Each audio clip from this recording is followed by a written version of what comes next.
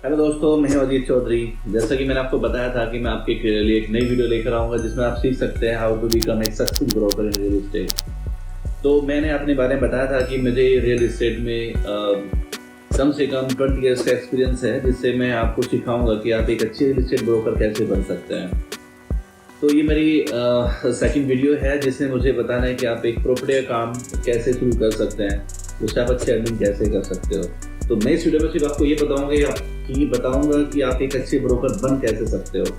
तो इसमें सबसे पहला पॉइंट हमारा आता है क्वालिफिकेशन। बच्चों के अंदर ये क्वेश्चन होगा कि प्रॉपर्टी ब्रोकर बनने के लिए किसी क्वालिफिकेशन जरूरत पड़ती है नहीं पड़ती। नहीं, ऐसा कुछ भी नहीं है। आप यदि 12th पास है तब भी आप एक अच्छे ब्रोकर बन सकते हो। यदि आपने ग्रेजुएशन किया है तब भी आप एक अच्छे ब्रोकर बन सकते हो। यदि आपने BBA किया है या MBA किया है तब भी आपके पास रियल एस्टेट में एक बहुत अच्छा स्कोप है। यदि आपने MBA किया है, BBA किया है, उसमें आपको क्या बेनिफिट मिलता है कि जो आपने कॉलेज में जाकर सीखा है, एक मैनेजमेंट आपने स्टडी की है, तो उससे आपको थोड़ा क्लाइंट हैंडलिंग करने में थोड़ा आसानी हो जाती है। जो 12th पास या 10th पास बच्चों को उसमें दिक्कत आती है।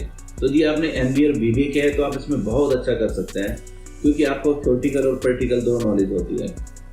तो बात रही क्वालिफिकेशन की, तो क्वालिफिकेशन इसमें बहुत ज़्यादा इंपॉर्टेंट पार्ट नहीं है। तो आप जब 12th पास है तब भी आप इसमें अच्छा काम कर सकते हैं। रियल एस्टेट में आप एक अच्छे ब्रोकर बन सकते हैं। और यदि आपने BBA, MBA या ग्रेजुएशन किया है तब भी कोई प्रॉब्लम नहीं है, तब भी आप इसमें एक बेहतर आप ब्रोकर बन सकते हो, depend on your knowledge. Second है हमारा पर्सनैलिटी डेवलपमेंट। इसमें पर्सनैलिटी डेवलपमेंट होना बहुत ज़रूरी होता है, क्योंकि जब आप हैंडल करते हो किसी क्लाइंट को, क्योंकि हमारा एक क्लाइंट बेस का काम होता है, आप बायर सेलर के साथ में जब डीलिंग करते हो तो आपकी उसमें पर्सनैलिटी बहुत मैटर करती है। क्योंकि जब कोई भी इंसान लाखों करोड़ रुपए खर्च करता है तो उसके सामने सिर्फ आपका फेस होता है, और आप एक वो कब ट्रस्ट करेगा जब आपकी पर्सनैलिटी अच्छी होगी, आप एक प्रोफेशनल ब्रोकर दिखाई दोगे, आप एजुकेटेड दिखाई दोगे, आप एक नॉलेजेबल बंदे आप दिखाई दोगे, तब बायर सेलर आपके ऊपर ट्रस्ट करेंगे, तब वो आपके साथ डीलिंग करना उनके लिए थोड़ा सा इजी हो जाता है। थर्ड पॉइंट है नॉलेज। अब सबसे बड़ा हमारे सामने ऑप्शन आता है कि हम कैसे इस प्रॉपर्टी में काम करें या हम इसको कैसे शुरू करते हैं। तो इसमें नॉलेज रखना आपके लिए बहुत ज़रूरी है। नॉलेज में क्या आता है कि आपका मैथ अच्छा होना चाहिए। जैसे स्क्वायर फीट, स्क्वायर मीटर क्या होता है, स्क्वायर यार्ड क्या होता है, कैसे कन्वर्ट होता है, कितने स्क्वायर फीट में कितने स्क्वायर मीटर है, कितने स्क्वायर यार्ड में कितने स्क्वायर फीट होते हैं, हम मेजरमेंट कैसे करते हैं। तो आपको थोड़ा सा ये नॉलेज रखना बहुत ज़रूरी होता है। थोड़ा मैथ की थोड़ा सा नॉलेज होती है इसमें। दूसरी बात, इसमें बैंकिंग की नॉलेज रखना बहुत ज़रूरी होता है, क्योंकि जो बायर प्रॉपर्टी खरीदते हैं वो बैंक से लोन भी लेते हैं। हमारे यहाँ पे 90% लोग थोड़ा बैंक से फंडिंग कराना चाहते हैं, क्योंकि लोग जॉब में होते हैं, कुछ बिजनेस में होते हैं, तो बड़ा अमाउंट होता है। तो 90% अबव पीपल्स बेसिकली लोन पर ही डिपेंड होते हैं, तो उसकी नॉलेज भी रखना हमारे लिए ज़रूरी होता है। दूसरी बात, मार्केट का सर्कुलेट क्या होता है, हमारी स्टैम्प ड्यूटी कितनी लगती है, तहसील में हमें कैसे रजिस्ट्री करानी होती है, हमें एग्रीमेंट टू सेल का फॉर्मेट कैसे तैयार करना होता है। तो ये सब नॉलेज रखना हमारे लिए बहुत इंपॉर्टेंट होता है। तो ये बात हो गया हमारा नॉलेज के लिए। दूसरी बात है ट्रेनिंग। अब हम ये सोचते हैं कि नॉलेज हम कहाँ से लें। यदि आप एक कॉलेज से बाहर आते हैं और आप सोचते हैं कि हमें एक अच्छा प्रॉपर्टी ब्रोकर बनना है, तो आपके पास क्या ऑप्शन होता है कि हम पहले सीखे कैसे, तो आप कहीं जॉब करोगे, ठीक है, या एज ए फ्रीलांसिंग कहीं काम करोगे। तो प्रैक्टिकल, जैसे आप कहीं भी कोई भी कोर्स करते हैं तो उसमें आपको अप्रेंटिस करनी होती है, तो उसी तरह से आप किसी कंपनी में किसी अच्छे बिल्डर के यहाँ जॉब कीजिए 6 महीने, 1 साल, 2 साल, जब तक आप उसमें ट्रेड नहीं हो पाते, ठीक है। या फिर आप किसी एक अच्छे ब्रोकर के साथ एज ए फ्रीलांसर काम कीजिए, या आप उनके यहाँ जॉब करके भी इसको सीख सकते हैं।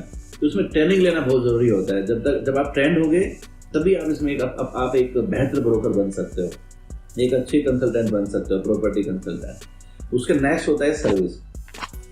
इसमें दोस्तों मैं आपको बताऊं कि जो हमारा सर्विस का पोर्शन है वो बहुत इंपॉर्टेंट है। बेसिकली एक ब्रोकर क्या होता है, सर्विस प्रोवाइडर होता है, ठीक है। वो आपको जितनी अच्छी सर्विस देगा, ठीक है, उतने ही उनके क्लाइंटेज बढ़ते जाएंगे। यदि आपने सर्विस में कहीं भी चूक की, आपने उनके डॉक्यूमेंटेशन में कोई दिक्कत की, आपने उनका कॉल नहीं उठाया, आपने टाइम से उनकी मीटिंग नहीं कराई, आपने टाइम से रजिस्ट्री के लिए कोई प्रोसेस नहीं किया, आपने टाइम से उनकी बैंकिंग के लिए कोई उनकी हेल्प नहीं की, तो क्या होगा, आपका धीरे धीरे क्लाइंटेज कम हो जाएगा और हो सकता है कि आपको प्रॉपर्टी का काम ही छोड़ना पड़ जाए।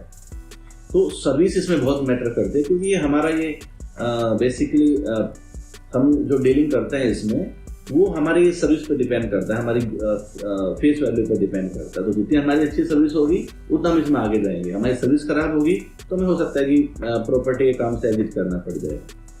उसके नेक्स्ट होता है आपका कंसल्टेंसी। कंसल्टेंसी में क्या होता है कि जब आपको नॉलेज होती है, यदि मार्केट में कुछ लोग ऐसे भी होते हैं जिनको नॉलेज नहीं होती, लेकिन यदि हमें फुल नॉलेज है तो हम एक एज ए कंसल्टेंट, एक ऐसी के property consultant, as a property consultant भी हम इसमें काम कर सकते हैं। यदि कोई लोग आपस में दोस्त भाई आपस में कोई डील करता है, एक भाई बेचता है दूसरा खरीदता है, तो उनको एक कंसल्टेंट की जरूरत होती है कि इसको प्रोसेस कैसे करना है। तो यदि आप एक अच्छे कंसल्टेंट है तो वो भी आपके पास आएंगे कि ठीक है जी हमने डीलिंग की है तो हम आपसे सपोर्ट चाहते हैं।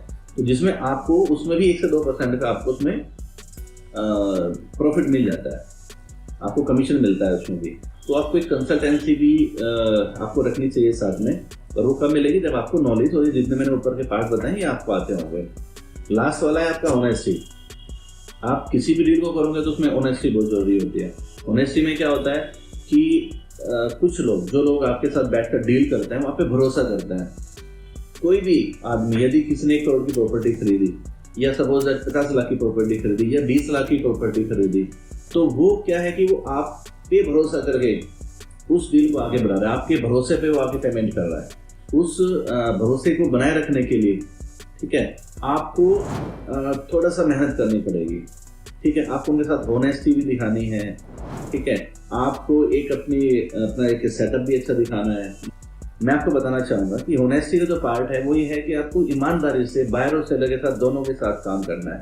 आपके लिए दोनों इक्वल होते हैं, जिसने प्रॉपर्टी खरीदी वो भी और जिसने बेची वो भी, क्योंकि जो प्रॉपर्टी खरीद रहा है वो आपकी ही फेस वैल्यू पे कोई भी पेमेंट करता है किसी को। तो आपको ये बहुत ध्यान रखना है कि वो आपकी फेस वैल्यू पे जिसको पेमेंट कर रहा है, आपने उसके बारे में इंक्वायरी किया नहीं किया है, वो सेलर सही है नहीं है। कोई मकान बेचने के लिए आपके पास आया है, उसके डॉक्यूमेंटेशन आपने देखे नहीं देखे।